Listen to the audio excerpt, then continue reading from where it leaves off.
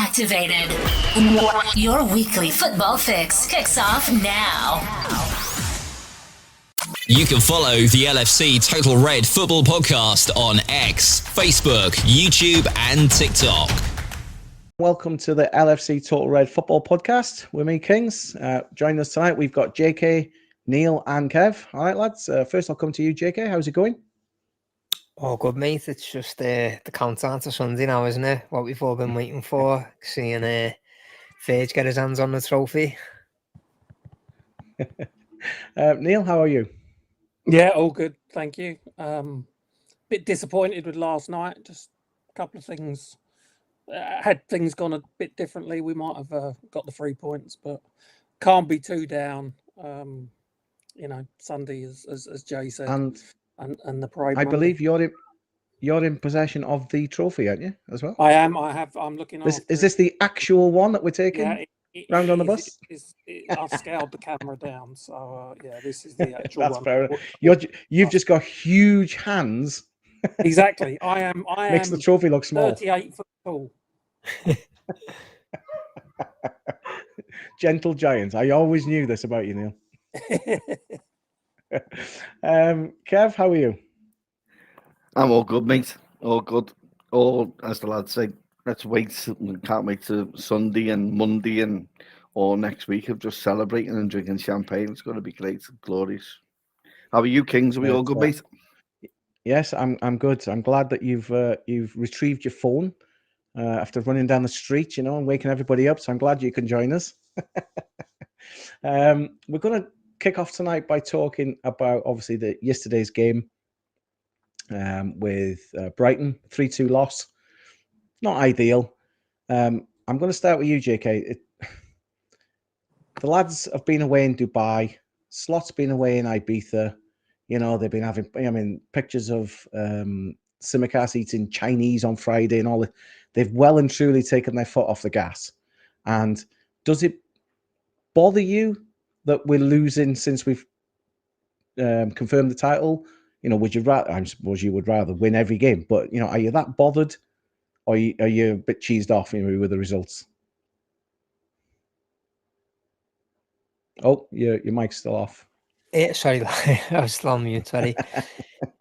I'm a bit half and half. I don't think you don't like to get into the pattern of losing games, regardless of whether you've won the league or not. And sometimes, like for me, I would have still liked to have finished on as many points as possible, just so you can't. I'm not asked all these idiots are saying like, "Oh, you've won an easy league" and stuff like that, because we all know it hasn't been.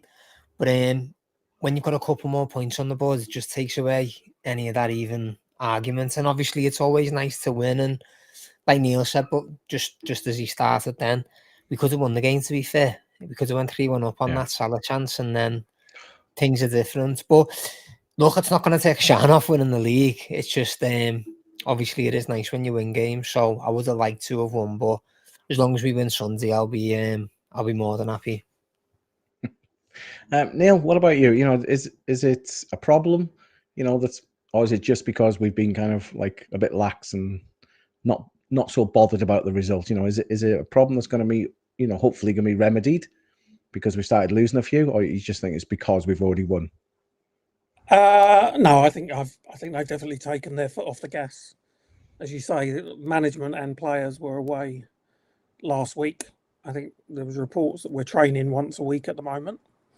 So I think when you combine that with the changes that he's made to the team, firstly against Chelsea and then against Brighton last night, I think it's just where we are really. Again, like Jay said, I wanted to get as many points as possible. I was hoping that with 3 games left, we'd end up with 91 points. It's not going to happen, but I do feel pleased that he has rotated and players have been given an opportunity that haven't had a chance to play that much. I think the disappointing thing for me is that those players haven't really taken their opportunity. I think Endo was very good against Chelsea. But other than that, anyone that's come into the team I don't think there's anyone that's kind of been banging on the door to say, trust me for next season. So disappointed from their perspective, but it may mean that we end up with a deeper squad of players that the manager trusts. So yeah, I think it's just situational. I think it's, as I say, the situation we're in. I read something about, I think it was 1983. We finished the season with something like 5 or 6 defeats after winning the league. So yeah, it is what it is. We've got the title, and I think we're already getting ready for next season now. Kev, there is the saying, like, that the players are on the beach. I mean, literally, I think that has been Liverpool last few games. As the ticker says along the bottom, 1 point in the last 3 games that happened to be against Arsenal. Of course, we're going to get points against them because they're crap. The other teams I thought were worse, and they've taken more points. It doesn't bother me personally. I watched the game a bit half-hearted last night. Just kind of like, well, if we win, great. If we don't, got the league in the bag. Is that how you feel when you're watching at the moment? Well, me last night, I only saw the first half. I spent most of the second half in the concourse getting absolutely intoxicated and singing and dancing. So the second half was just me just singing and dancing and just having a boss laugh. I said on the way down to a few lads, if we were under Klopp, we would still be disciplined and we wouldn't be having the time off that what we had. I think the difference you see now and the little tweaks that you see is that you're seeing a manager who's willing to give the lads a bit of praise and a bit of acknowledgement for how hard and strenuous this season's been, and they're rewarded for winning a league. Now, is it the right thing? People that will sit on either side of the fence. That for me, it doesn't bother me. I think you get more buy-in because you've got players now who, every fan's been saying that, they don't get enough rest. So when we do rest them, you can't actually argue because of, there's nothing else to play for apart from getting the extra points and finishing as strong as you can. But then you look at the league and we're still 12 points clear, even though we've had the drop-off, which kind of makes it even more hilarious for me. That the fact is that we've actually physically took everything off. In fact, we've acknowledged and sent everything out to say that we're in Dubai. We've got a manager trying to do DJ thing goes in Ibiza. And then, we're still 12 points clear when I look at the league. It just shows you where this is. I think what you have seen in the last couple of games since we have won is that if we do have significant injuries, then this squad depth isn't going to be capable enough to actually win it alone. You look at what happens when Virgil doesn't play, and he actually does make players play a lot better when he's in the team and look a lot more solid than what they are. But that's just down to the positional sense of one individual. You take McAllister out, we lose it a little bit in midfield. And these fringe players, there's no kind of loyalty to these, and there's going to be a bit ruthless for some of these, sadly. But that said, I'm quite happy to just have, doesn't bother me if we don't win. I think Sunday's just going to be manic because I think it'll just be a constant them giving us a guard of honour, and we're giving them a guard of honour for the FA Cup and the first trophy, and we'll just have that for 45 minutes in the first half, and then what we'll do is we'll do a raffle and we'll pick 15 players out of the fans just to turn up and have a little knock around. We'll ask the Palace fans if they fancy doing that as well. I'd rather do something like that because I'll be honest, none of the team's going to be, no one's really bothered, to be honest. I think all we want to see, and the only reason we're there is to see us to lift that trophy. That's it. That's all I'm there for on Sunday. I couldn't care less about formation. Don't care who he plays. As long as Costas doesn't play now, I'm only messing. But as long as we have, but that's just me though. And people would argue and say that it should be more, but you can tell the difference in a German coach who's disciplined to the liberal way of a Dutch club, of a Dutch manager, which is a striking difference. But it gives the it gives the players an opportunity to have a rest that they fully deserve. In my opinion. So I'm funny enough. I'm going to stick with you to start with, Kev, because if you went down there yesterday, what what time did you set off to go down to Brighton yesterday? So we left at about 20 to 1. Now, and what time did you get back? Is that when you were looking for your phone, like 4 o'clock in the morning? Right. So I got back about 3:30. I had an Uber set up, so I literally was in ours by 20 to 4, running down the street after the taxi driver, waking the missus up, waking half the street up as well. So, it kind of, I wanted everyone to know where I've been, basically. So, but no. I was going to say, that works out like about a 15-hour like round trip for you to go and watch a football match. It's a hell of a journey to do on a Monday night.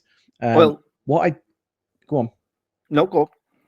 I was just going to say, after watching it on the TV and looking at the away end at the final whistle, the singing, the happy faces, even though we'd lost, and we could have won, but we lost the game because of obviously winning the league. The party atmosphere that was going on, which you were saying, obviously, in the concourse and you were part of, just shows after even doing that kind of round trip and all the effort to go, it was just a case of, we're not bothered. We've got the league in the bag. Just enjoy your games as you're seeing them. Get to Sunday. But so that's how it came across. You know what I mean? And I'm sure for you being there, that's how it felt, did it? I'll be honest. You've got to make the most of these opportunities as and when you can. To be able to go away from home and not have to be worried about the result or how we're playing and the style of football is very rare and it's very seldom you get those opportunities where nothing is lying on it whatsoever and you've won the league at the end of the day. So there was already a party atmosphere even before we'd even set off. So by the time the first one starts going down, you start thinking, this is just going to be great. And the coach was bouncing, do you know what I mean? And it was great going down. Even in the concourse, I got back just to see Brighton score the third, but none of us were bothered. We just started singing our own songs, and it was great. And then to wrap it all off, Brighton then go, we'll play a bit of Dua Lipa for you as well. And then that was it. Then he just played into our hands. It was just like, this is great. And it was honestly, it was just honest. I'll be honest. I've never been on a half time and just it constantly going carrying on and it gets endless to like the 85th minute. No one was bothered. Everyone was just jumping around, and it was just great. It was just, and then seeing faces that you normally see, and it was great just meeting up with a few old friends as well. But it's great. It's boss, but it's very rare in football you get those opportunities where it's just party atmosphere and no one cares or bats an eyelid. It's different if you finish mid-table because there's always a sentiment of, well, we need to go out and put a performance in to end the season well.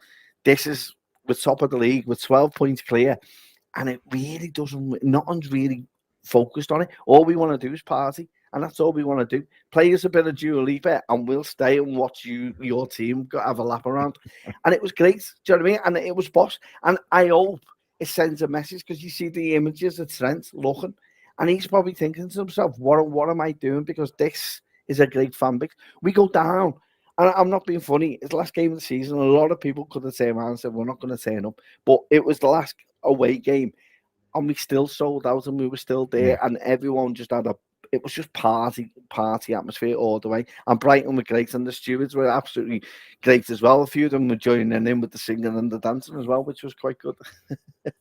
So if there's any incriminating videos of Kev dancing or singing his head off, please tag us on social media or send them into the show, because I will gladly share them for people to see. There's no problem with that whatsoever. JK, I'll come to you next. I will talk briefly about the game, although there was a loss, and we've all said we're not that bothered, but going 1-0 up early on and then even 2-1 up with I'm sure he's going to say, I meant it, but it was a cross come shot that went in from Sloboslai. I mean, they really did enough overall that they could have won the game, but they were just a bit more, it's almost like they were playing in flip-flops on the beach, wasn't it? Well, they may as well have been, to be fair, because we've basically been on the beach in our heads, haven't we, since we won the title. And the players literally have been on the beach in Dubai. Yeah. So it's, yeah, do you know what I thought was a positive about yesterday? The amount of chances we did create, and we weren't trying to particularly win the game or giving it, Yeah. our usual intensity. And we still bagged loads of chances. We had loads of opportunities that we could have scored and put the game to bed. The only thing that annoyed me, to be fair, is I want Salah to break this record. Yeah. He blamed Lucho in the interview with Neville the other day when he set up Lucho and he didn't score, but he has it on a plate there last night, didn't he, for an open goal? Man. And like, I more or less was getting ready to cheer for him to break it, or well, match it. And then, yeah, my God, for him to miss it. But yeah, it's like Kev said, mate, it's just part of the atmosphere now. We could have won the game, and at the end, like Kev said, you can see it didn't matter to the fans. We've won the league. That's the most important thing. And to be fair, it was a great game of footy to watch. I'm sure the neutrals would have loved watching that because it was really free flowing at times, and end to end and open. So it was a really entertaining game as well. So yeah, and I'm not worried about it. Like Kev said, it is what it is. We're on holiday mode and just waiting to lift the title, aren't we? The only thing that concerned me, I was just like, well, Salah missed that open goal, which I think even I could have scored, and I really can't play football. That's why I watch it. And I think, we just signed him up for another 2 years. I hope he hasn't dropped off, that quick. He's now got his deal, and he's like, oh, he's gone crap now. It was just one of them, it does show that he's human at the end of the day, because most of the time, 99% of the time, that would have gone in. But Neil, when that didn't go to 3-1, did you envisage then maybe that we could draw or lose that game, or were you still thinking, we'll be okay? I think we were having a really good spell at the time.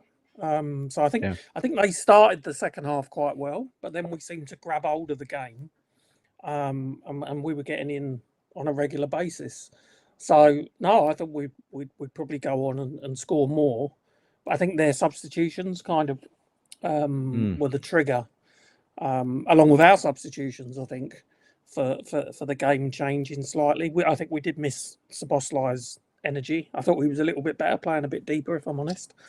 Yeah, preferred him in that role, and I think we missed him when we made the change in midfield, and that was kind of countered by Matoma coming on from them, who's obviously a very dangerous player late on in matches when defenders are tiring. So no, I wasn't surprised, because it had that kind of, you said earlier, like, even as a fan, you kind of sit there and watch it, but you're not sort of as intensely focused on the game as, and worried about it as you are any other game. So if we feel like that as fans, there's no doubt the players are probably feeling the same.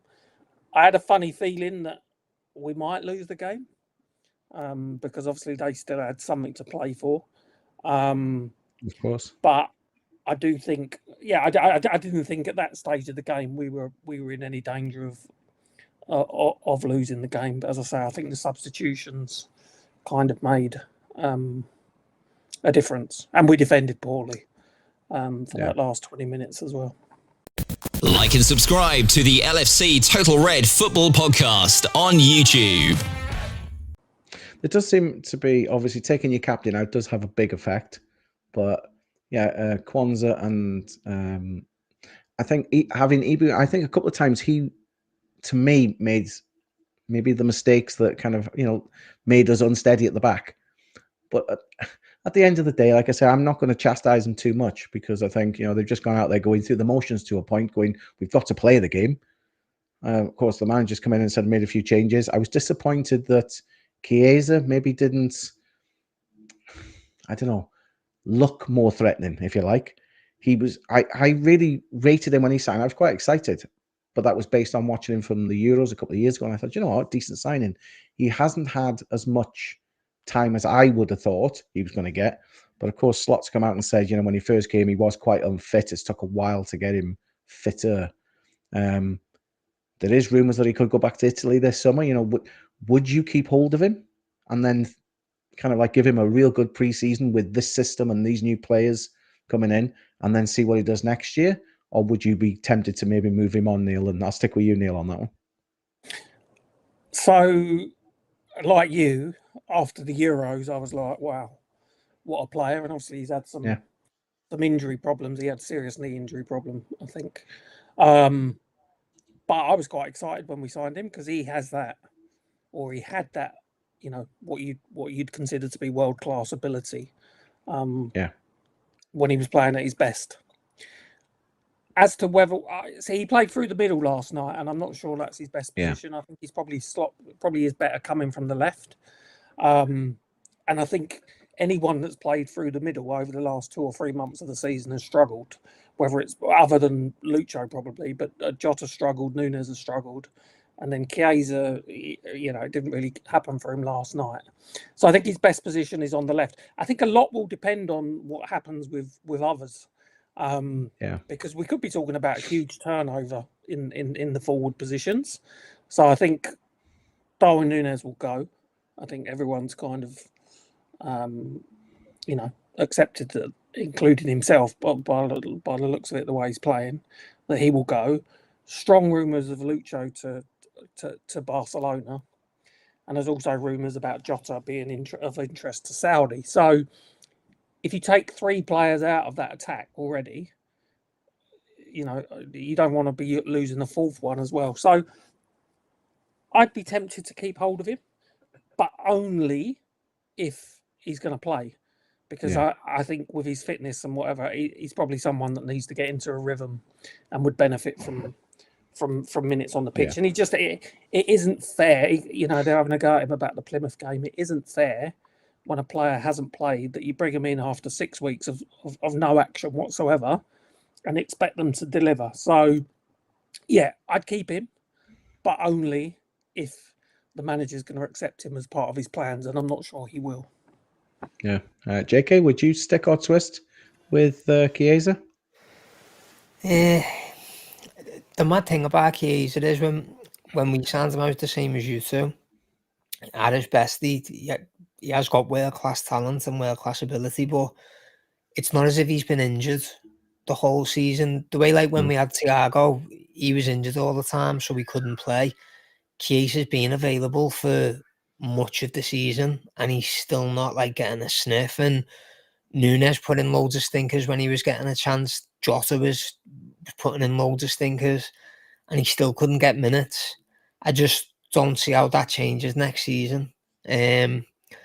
Neil's right, obviously, if there is loads of rumours about Lucho going to Barca, interest in Jota from Saudi, and I think it's pretty much cemented that Núñez is defo going.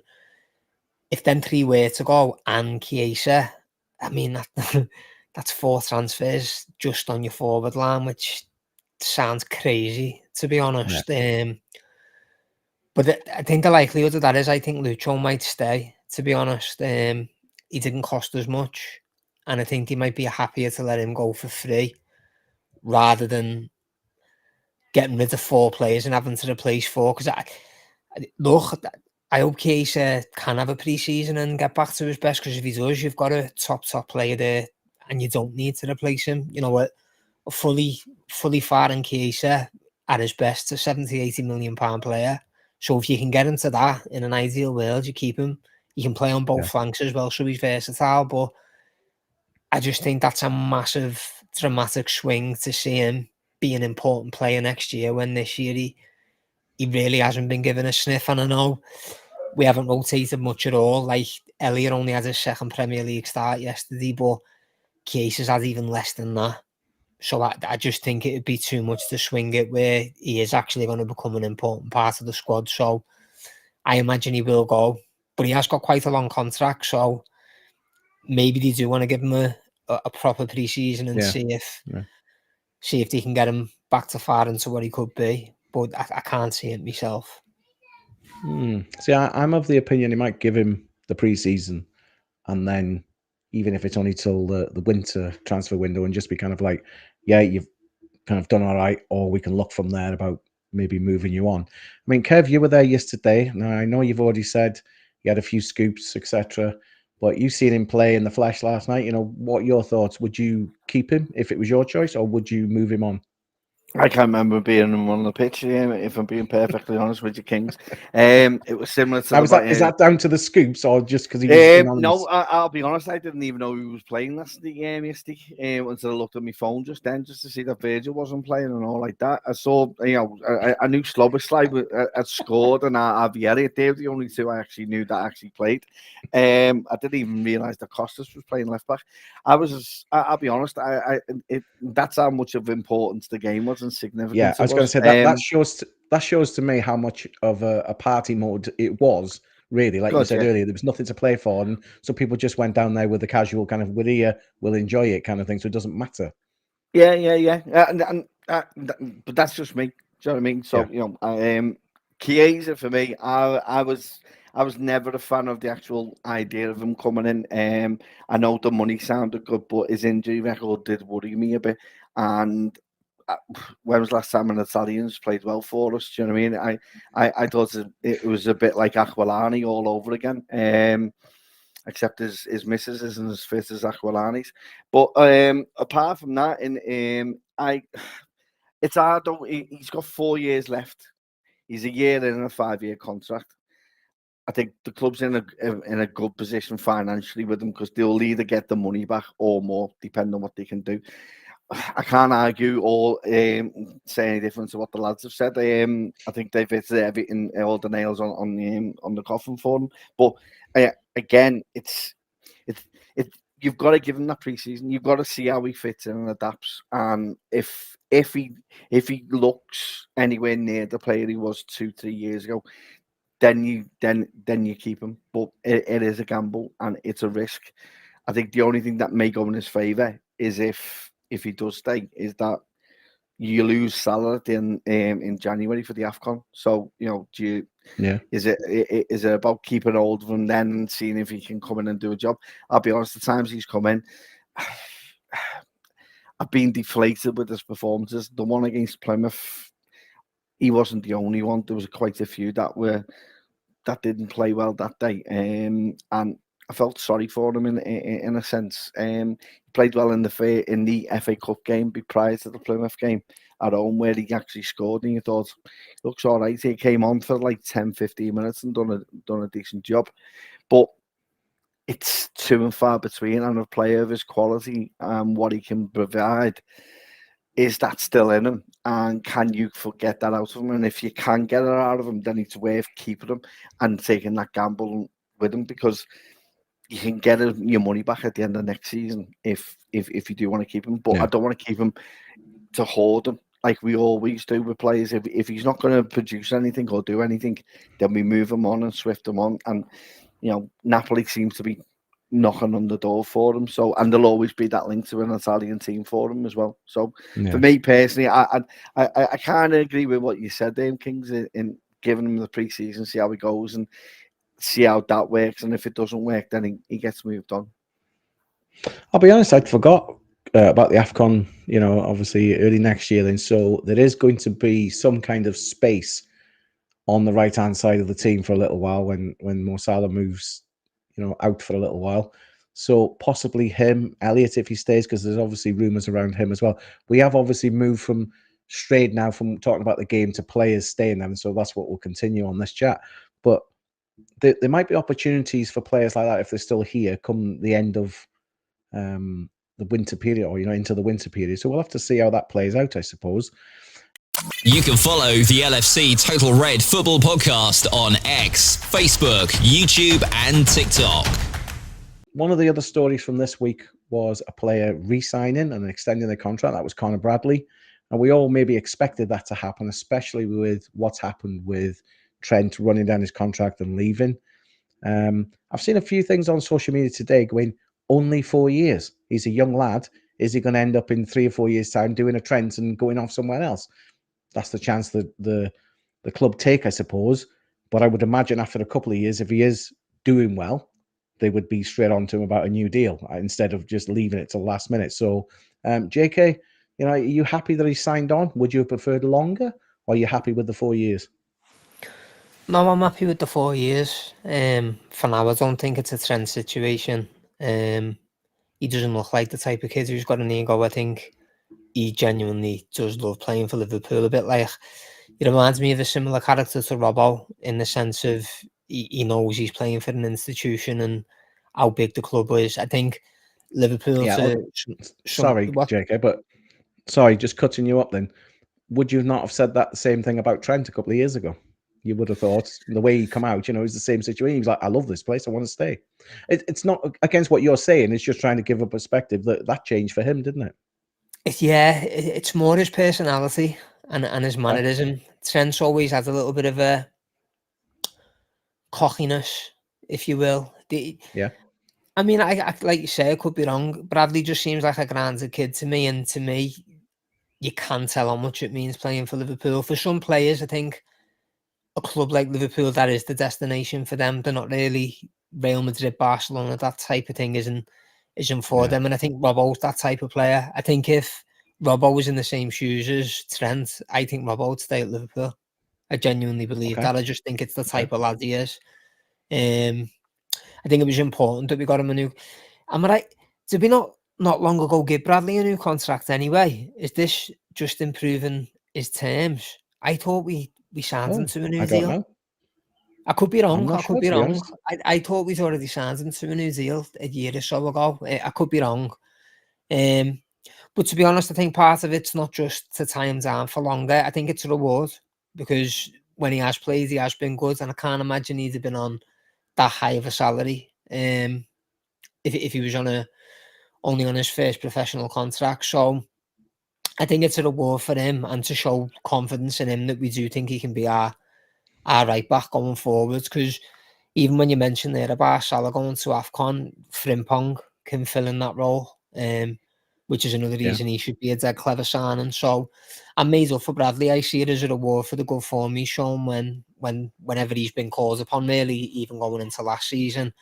And obviously, he probably is going to be the first choice right back, so it makes sense to tie him down. And 4 years is still a long deal. He's a young lad. Happy days. Neil, do you think it's a good move by the club, an extra 4 years for Conor Bradley? Yeah, I think so. I think they're making a statement. They're saying we're putting our faith in you and we're going to reward you, as JK said, for what you've done and what we think you can do in the future. So I think it's well deserved. The contract length, I don't read too much into. They're normally 4 or 5 year deals.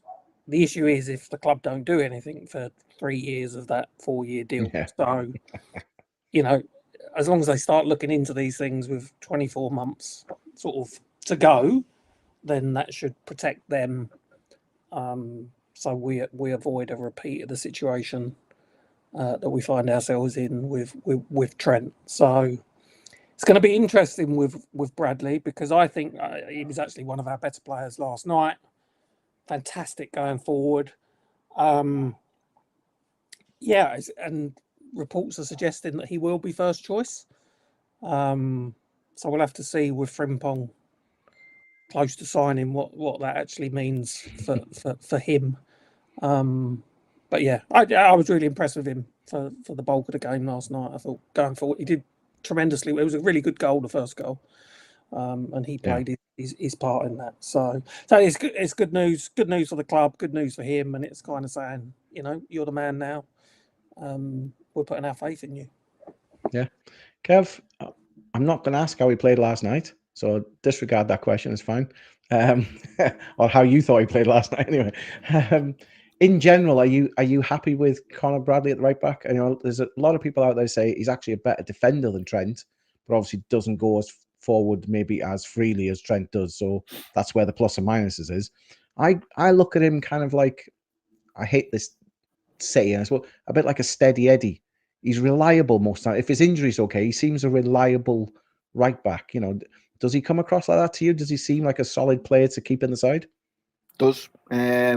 The best example you can give him is that, we're playing against PSG and Trent wasn't missed one bit. No. I think he played well in that game and showed how good he is. He's a good tackler. He's got an engine on him. It's just a shame that he's picked up a few injuries now, and niggling injuries. But I think that's just down to his growing. But no, I'm quite happy with it.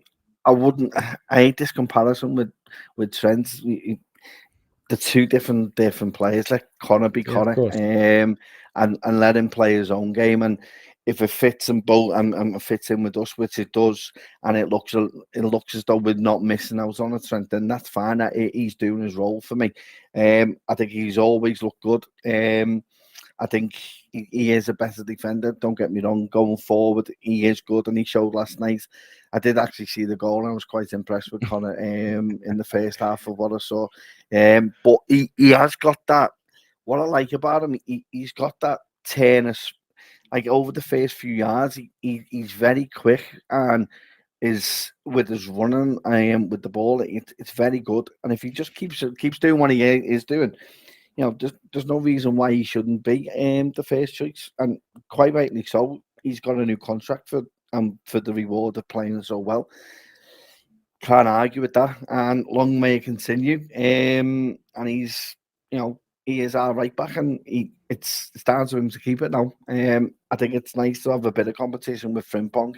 It gives him an even competition, although more likely, you know, depending how things go, you could probably see him as more as a wing back, Frimpong. But you know, you have got options now on that right hand side, especially with how pacey the players are as well. So no, bodes well, and I'm quite happy with Conor right back. And he deserves his opportunity. I just hope he grabs it with two arms and makes it his position now for the next 4 or 5 years, 6 years or so.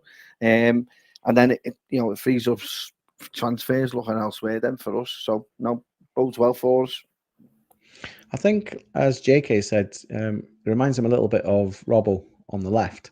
And if he can play steady like that, like you say, for 5, 6 years, then Liverpool have had a fantastic, servant for the club, because that's how I think he is. Like I said, a steady Eddie. I think he can do the job, not be too fussed about it. It's like, this is my role.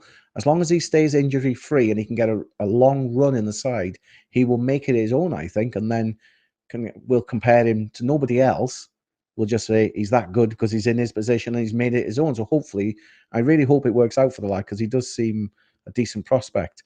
Now, we've just touched on, obviously, the club. The rumours are it's already done with medicals and stuff, but Frimpong may be coming on the right. So he plays as a right back, a right wing back, or a right winger. So I'll come to the three of you and ask, JK, are you excited to have him at the club? When it's confirmed, I should say. I mean, it's easy to say if it's confirmed, when it's confirmed, but it seems it's going to be inevitable. So are you happy to have him at the club? I think it's a brilliant signing for so many different reasons, to be honest. Okay. The price, 29 million, that's for an elite player in the Champions League and a title winner, that a Dutch international, that's nothing. It's similar to the Mach deal. We got Mach for 35 million. That was a steal. It's the homegrown talent of him. Obviously, he knows the Dutch lads in Gakpo, Verge. I imagine he knows Slot a bit, and obviously Gravenberch. He can play right wing. He can play right back. And the thing about he's going to bring in the energy and pace that we need. Trent, as talented as he is with his ball, with his passing, it's not like he's the quickest or the most mobile getting up and down the line the way Conor Bradley does, or the way Frimpong does. They both carry the ball well. And I think that'll help Salah more preserve his energy, attacking more, because they'll do a lot of the running for him. Right now, I think we rely on Szoboszlai to do all of the running, whereas bringing someone like Frimpong in, he'll run forever. He'll constantly run forever. It's also having the versatility that if we do want to give Salah a rest every now and then, or even play Frimpong in cup games as a right winger, we've got that option as well. The other side of it is, and I think it ties into Conor Bradley getting a 4-year deal, it is still experimental, putting Conor Bradley at right back. He's looked great, but can he do it over a full season? If he can't, and we've got Frimpong there, and he can't do it properly as a right back, he was relatively cheap, and you're going to get that money back if it really didn't work out. Which I'm not suggesting it won't. I do think it'll work. I think he's hungry and dying to play for Liverpool, which for me is the most important thing. he talked about us in glowing terms all the time, even before we were linked with him or signed him. Seems like a really good character, full of energy and a laugh. So, yeah, I'm excited for him coming. I think it's a boss signing, I really do, especially for the price and all the other things that come with it. Yeah. Neil, are you happy with Frimpong joining? Yeah, I think so. I think JK's just outlined a number of reasons why it seems to be a smart deal. And I think it's quite an exciting one because I'm not sure many were expecting him to come in and possibly be an option at right back. And I'm still, in my own mind, I'm still wondering. I wouldn't be surprised to see us sign a right back as well. Okay. And maybe Frimpong will be, support, play higher up the pitch. I don't know. And that's what is exciting about it. I don't really know what impact and how he's going to be played, but I do know he's a fantastic player. One of the quickest players in the Bundesliga, will be the quickest player in the Liverpool team. If I saw the stats on that.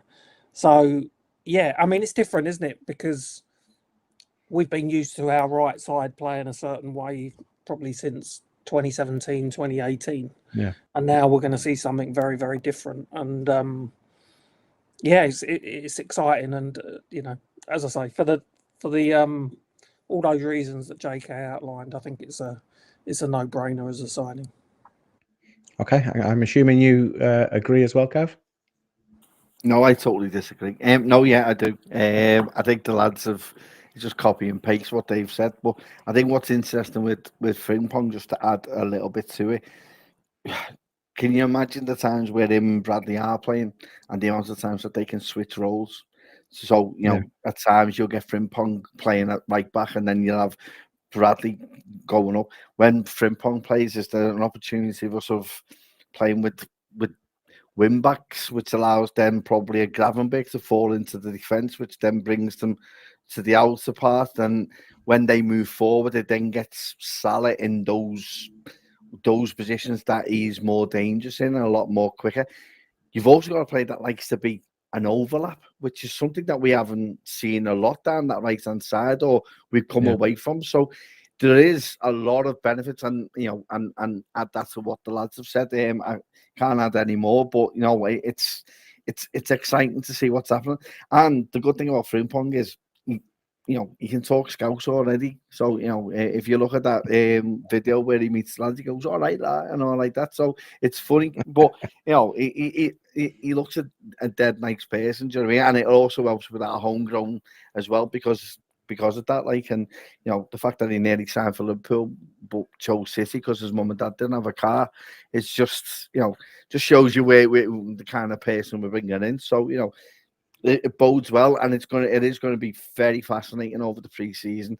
Probably the first time I'll be looking at that and being excited of how we're going to play and the style we're going to play moving forward, and how you can see it already, how agile and flexible this team and formation could possibly be with the kind of signings that we're making. So it is an exciting time, although there's a lot of turnover. You look at the quality that we're looking at, it is very exciting, and it will send out statements if we can hit everyone that we necessarily want to get from our A-pot. So no, very exciting times. The LFC Total Red Football Podcast is available wherever you get your podcasts from. Also available on your smart speaker, or you can watch us on YouTube. Again, I'll stick with you, Kev. As soon as you put your mic away, I say that. You just do that on purpose, mate. That's what it is. Yeah, I wait on purpose. Just looking at the left-hand side, obviously, there's big rumours of Milos Kerkez coming in. Now, I'm not sure who might be moving on. I look at Robertson, I think there's rumours he could go off to Celtic, because he is. I hate using the phrase he's past his best, because he's still a fantastic player. Whether he's the quality now moving forward for Liverpool, I'm not sure. Or you've got somebody that I think you're quite fond of, Tsimikas. So, which one of them would you keep to start with, and then if he's coming in as well, that's fresh on the left-hand side. So that's both wings or both full-back positions, however you want to look at it, are new and exciting for a different formation, like you're saying. So Kerkez coming in, and who would you rotate him with? I think it's easy to get rid of Costas, if I'm being perfectly honest. I just think if you look at the leadership and you look at how Robbo is, I'll always will do. Do you know what I mean?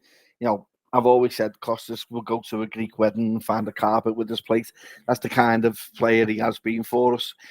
Taking nothing away, he did win us an FA Cup. He assisted for the League Cup. He's had his moments as a Liverpool player. For me, it hasn't been consistent enough, and I'll be honest, he hasn't really given much of a competition to Robbo, if I'm being in all fairness. The only time he does play, it's either when Robbo's injured. I think he's had his moments. I think the saddest thing for Costas is that the time where he was playing of a consistent level, he gets the injury against Arsenal at home, and then you're thinking, can he get back? And unfortunately, if you're not taking your opportunities and certain things happen like that, then it's inevitable that it'll end in one way. So it's sad in a way. I think there's been times where he has contributed and he has assisted and he has he has played well.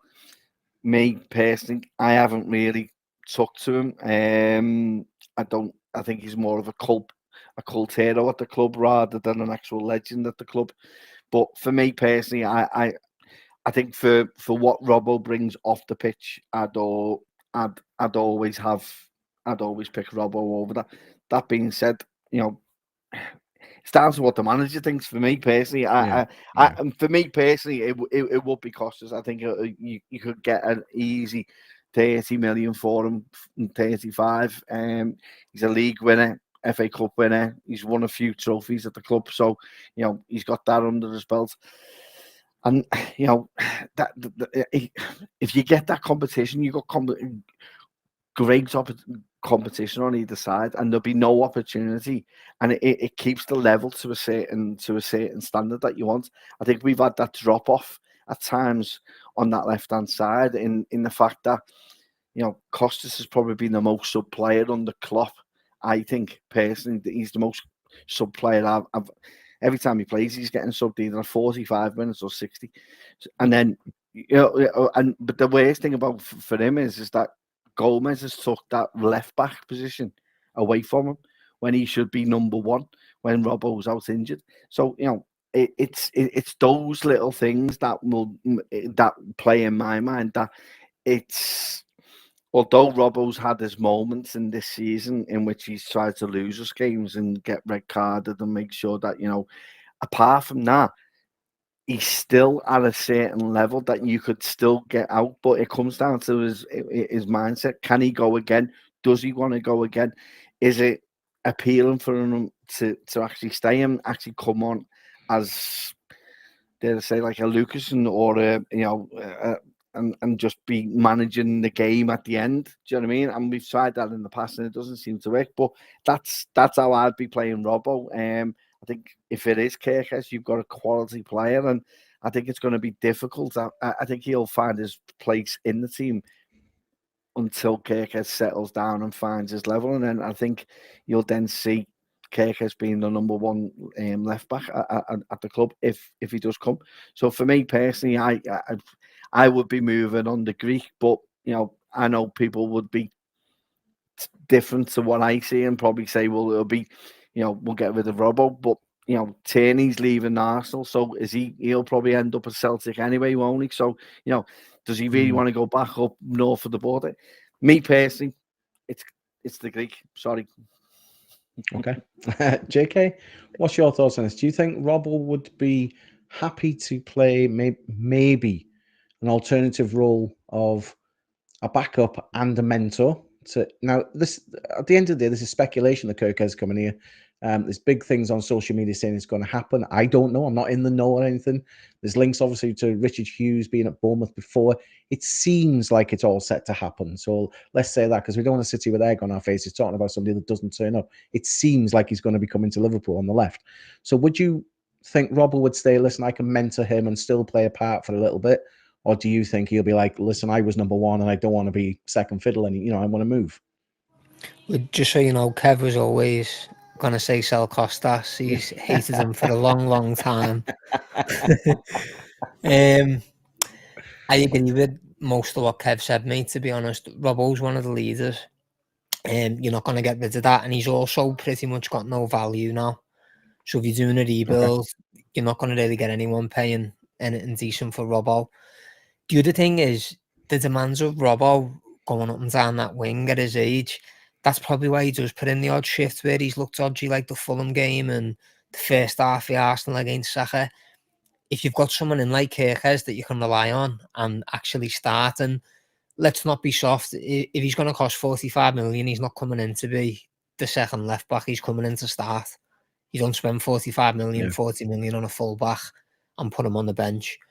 So I think signing Kerkez actually benefits Robbo, because I think it means when Robbo does start, he can be at his best. Whereas right now, I think at Robbo's age, the demands of his position and what he gives you in that position, which is non-stop running and aggression, I think at his age, it's hard to give you that twice a week, 50 games a season. Yeah. I think bringing Kerkez in, he's very similar to what Robbo was under Klopp, up and down the wing, full of energy, full of aggression in his challenges.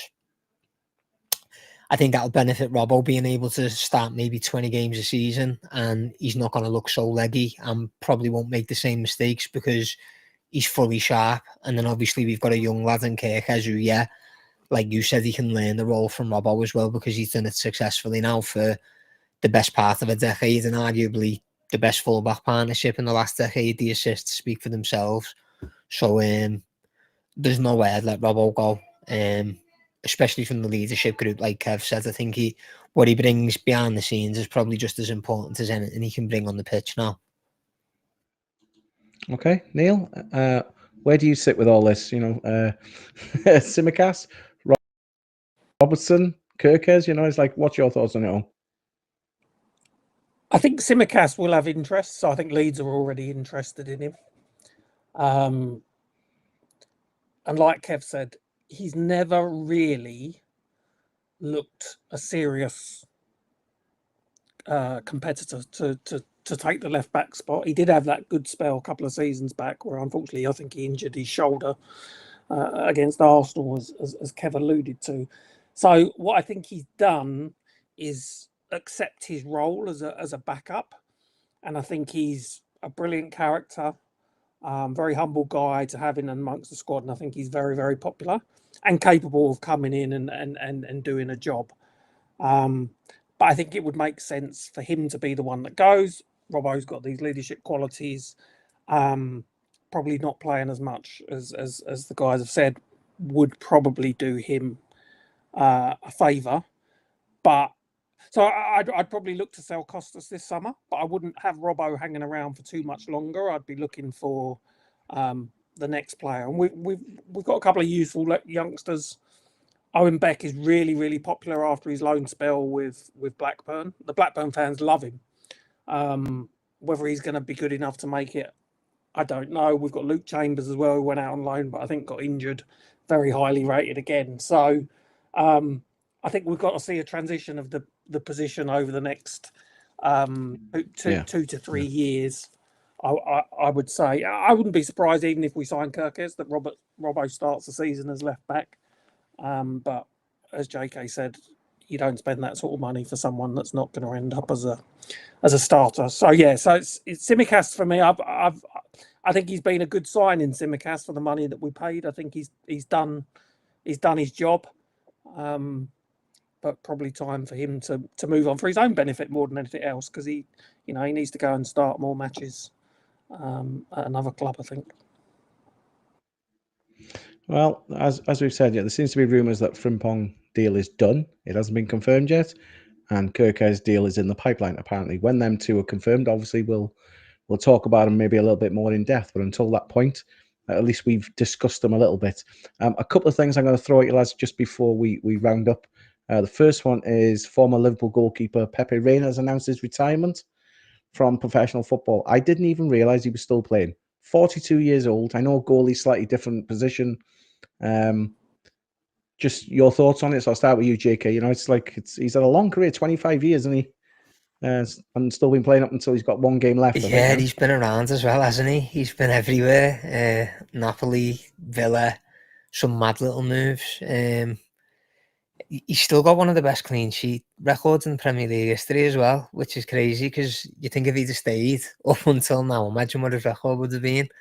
But he's been a brilliant goalkeeper, hasn't he? Reina was probably just a little bit unfortunate that he came through the era when Kerkez came through and David De Gea and players like that, because he was a brilliant goalkeeper, but never a proper international starting. But brilliant goalkeeper. Loved him at Liverpool. Probably the second best keeper that I've watched Liverpool growing up. Ali's number one for me. Cemented, but then number two's Reina, Bosch player. Had a great career as well. So wish him all the best in his retirement. Yeah. Kev, 394 appearances for Liverpool and the Golden Glove winner for 3 years in a row from 2005-06 season. So he did well at Liverpool, and as JK said, he's played for other teams. So there's Bayern Munich, Napoli, AC Milan, Aston Villa, Lazio, Villarreal.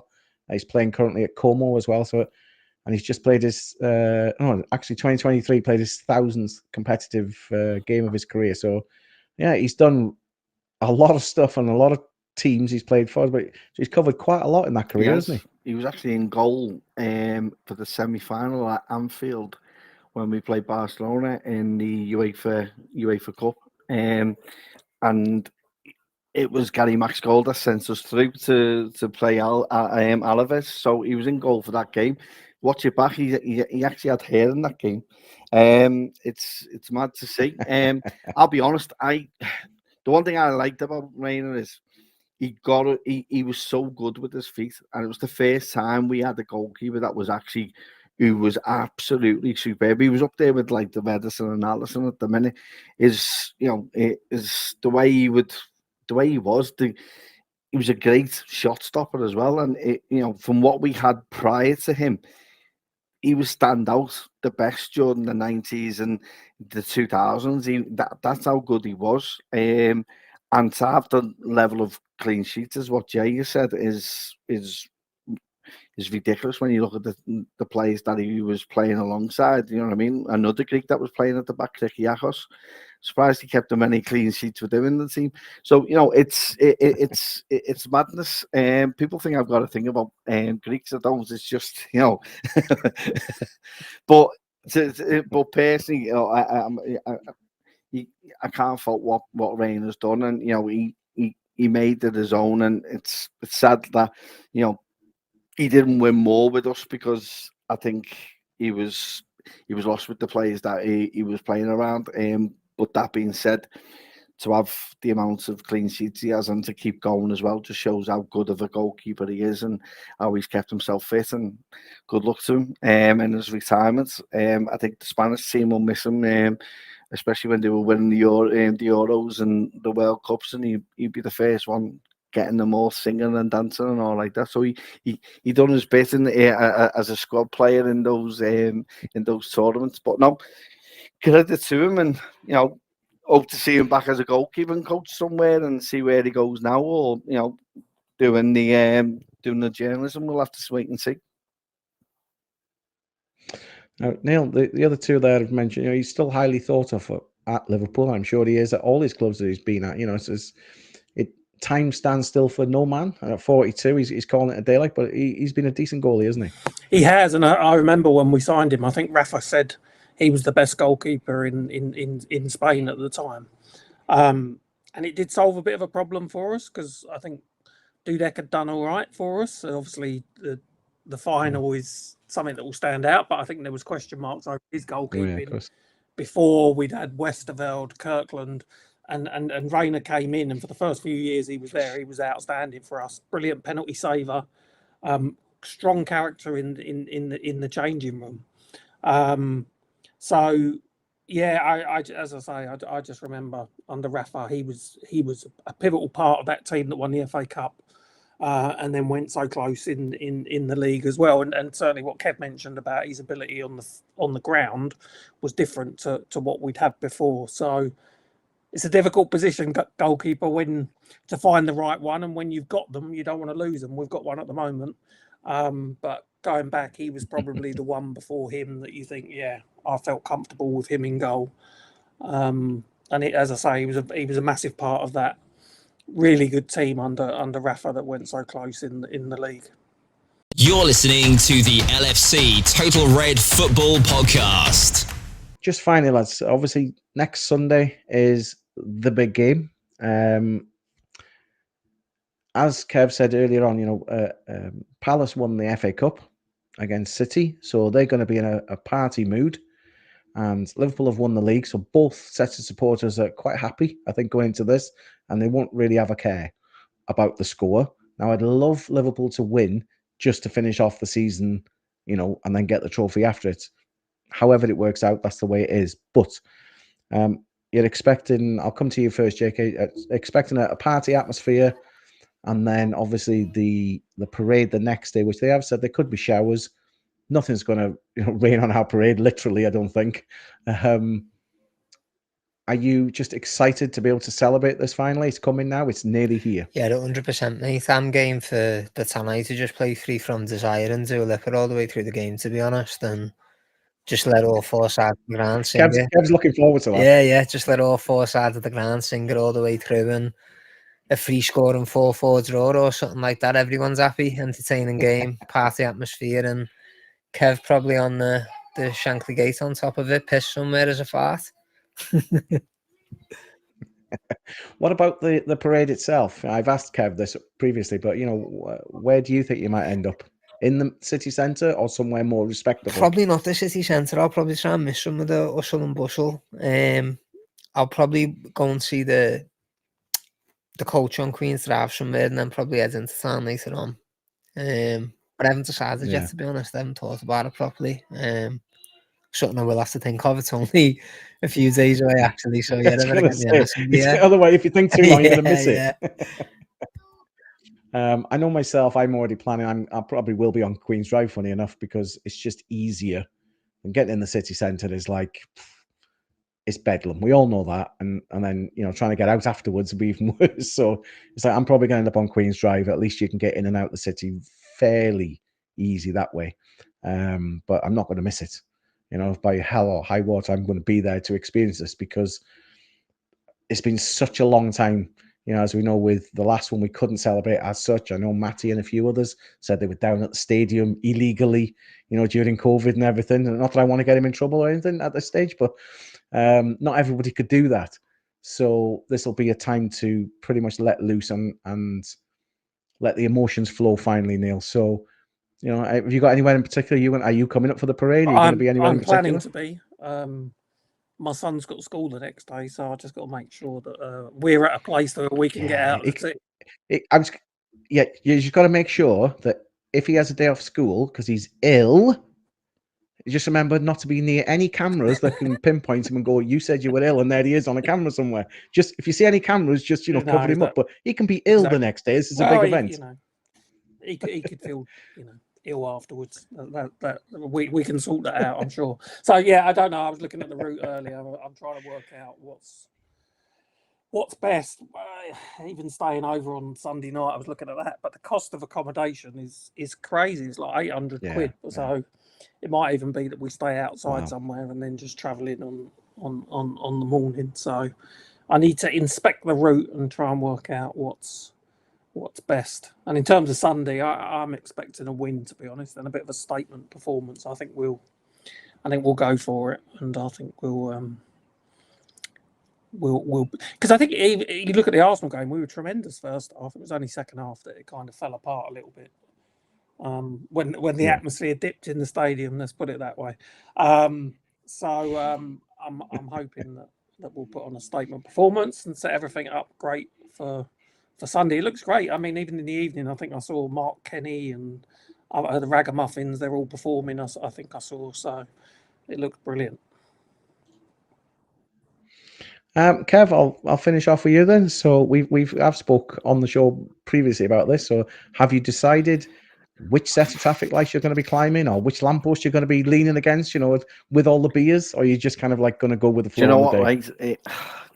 I'm still in 2 minds what we're doing. So, we were trying to get a roof terrace where me and Jay work.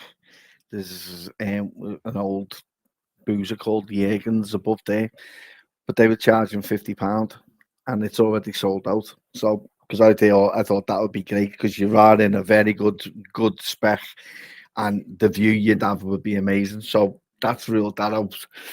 Got a mate who lives off Vauxhall Road, so the idea will be as this coming through into the Strand, getting out, seeing that, and then going back to his and have a party. So that's an option, but nothing is actually being concrete. I literally would like to be at the very middle of it all the mayhem. And I know a lot of people don't like that. But being on the periphery for me, very rare do I get the opportunity to actually see a parade. So getting to be in part of it, I want to be smack bang in the middle of it all. I was going to say, you want the full fat experience. I just want the full Monty. As I say, I've took the whole of next week off. It has to be done. And so I don't know where I'm going to be, what I'm going to be doing. I'm at a box party event on Friday that my cousins organised with Taggy. So I'm at that on Friday. Sunday at the match, but I think it's going to be like Tottenham. I think the worst thing about it, Liverpool this weekend is how mad it's going to be, because it's a bank holiday weekend anyway, and it's a 2-day event as well, and that's why sadly Neil's being charged nearly 800, nearly a bag of sand to come to spend 2 days in the city just to see his bird. So it's mad. Do you know what I mean? It's crazy when you think of it that way. So town's going to be heaving anyway. It's just going to make it even worse. And then, as you say, trying to get my missus to come and pick me up at the end of it all isn't going to happen. So, because I'll end up having to walk all the way back to Two Dogs in Highton.